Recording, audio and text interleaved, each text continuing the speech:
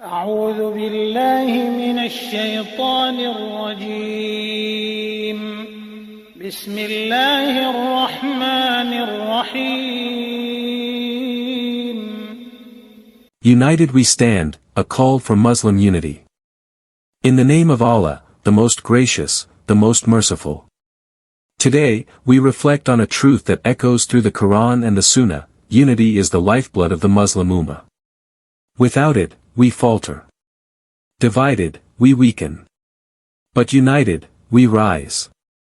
Allah says in the Holy Qur'an, "And hold fast, all of you together, to the rope of Allah, and do not be divided."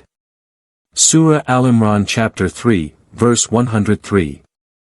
This command is not a suggestion, it is a divine imperative. The rope of Allah is the Qur'an, the guidance, the truth.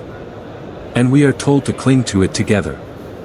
The Prophet Muhammad, peace be upon him, said, "The believer to another believer is like a building whose different parts support each other." Sahih al-Bukhari. This is the essence of Ummah, a structure built on faith, reinforced by unity. Yet today, we see divisions, by race, by sect, by politics. These fractures are not of Islam. They are distractions from our true purpose. Allah reminds us, "Indeed this, your religion, is one religion, and I am your Lord, so fear me." Surah Al-Mu'minun chapter 23, verse 52.